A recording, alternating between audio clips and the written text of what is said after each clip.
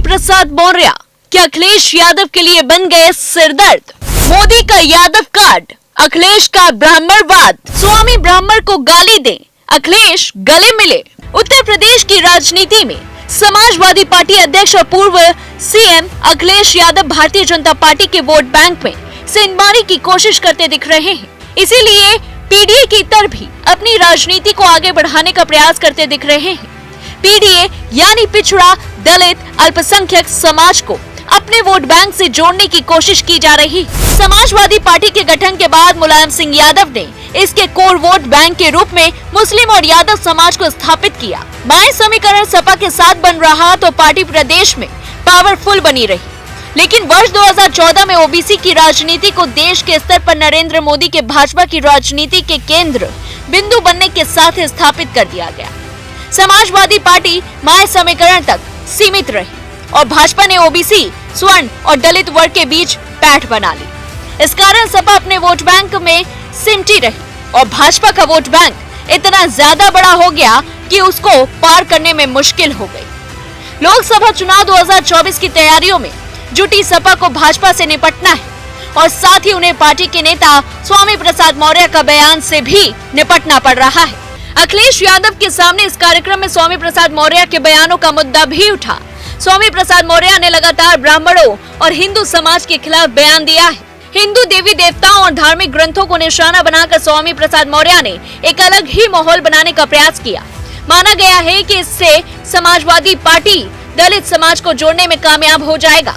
रामचरितमानस विवाद हो, बद्रीनाथ धाम हो या फिर राम मंदिर पर दिया गया बयान, स्वामी प्रसाद मौर्य के बयानों ने हिंदू वर्ग को आक्रोशित किया है। साधु संतों को लेकर दिए गए उनके बयानों ने भी आक्रोश बढ़ाया है। जो लाखों साल हजारों साल पहले था, आज भी है और लाखों साल हजारों साल बाद रहेगा, वही सनातन है। धर्म के नाम पर हमें किसी से कोई एतराज नहीं है। जो जिस भी धर्म का है वो अपने धर्म को स्वीकार करे। हाँ, इतना जरूर है, अगर भारतीय संविधान आप देखे होंगे तो अनुच्छेद ज में इस बात का स्पष्ट उल्लेख है कि ढोंग ढकोसले पाखंड आडंबर से लोगों को बाहर निकालकर वैज्ञानिक सोच के साथ खड़ा करें। स्वामी के बयानों के मामले को पार्टी के फोरम पर उठाने का प्रयास किया, लेकिन राष्ट्रीय अध्यक्ष अखिलेश यादव हमेशा पार्टी नेताओं को चुप कराते रहे हैं। 2 महिला नेताओं को तो पार्टी से बाहर का रास्ता तक दिखा दिया था। रामचरितमानस विवाद के बाद सीनियर नेताओं ने स्वामी के बयानों को निजी करार दिया, लेकिन पार्टी के स्तर पर कोई कार्रवाई न किए जाने को लेकर लोगों का आक्रोश बढ़ा हुआ है। लोगों का आक्रोश अब अखिलेश के सामने आ गया है। समाजवादी पार्टी लोकसभा चुनाव 2019 के बाद से ही ब्राह्मण वोट बैंक को साधने की कोशिश शुरू कर दी थी। हालांकि यूपी चुनाव 2022 में पार्टी को अधिक लाभ नहीं मिला। 2024 लोकसभा चुनाव को लेकर सपा एक बार फिर ब्राह्मणों को साधने की कोशिश कर रही है। इसको लेकर ब्राह्मण सम्मेलन का आयोजन हो रहा है। कन्नौज में ब्राह्मण सम्मेलन के दौरान अखिलेश के सामने अजीब स्थिति उत्पन्न हो गई है।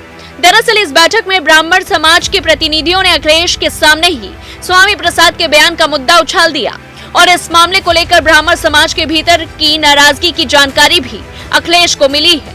स्वामी प्रसाद मौर्य लगातार बयान दे रहे हैं। पिछले दिनों उन्होंने हिंदू धर्म स्थल हिंदू ग्रंथ पर हमलों के बाद ब्राह्मणों और साधु संतों को भी निशाने में लिया। स्वामी लगातार सार्वजनिक सभाओं में राम मंदिर निर्माण और उद्घाटन समारोह को लेकर बयान दे रहे हैं। इसको लेकर ब्राह्मण और हिंदू समाज की नाराजगी उभरी है। अखिलेश के सामने जब यह मुद्दा उठा तो उन्होंने कहा कि इस प्रकार की चीजों पर अंकुश लगाया जाएगा।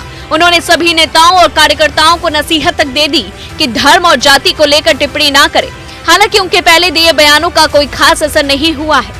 अखिलेश यादव के बारे में यह भी दावा किया जा रहा है कि वे कन्नौज सीट से लोकसभा चुनाव लड़ सकते हैं और ऐसे में एक बड़े वोट बैंक की नाराजगी की वे इस प्रकार से नजरअंदाज नहीं कर सकते।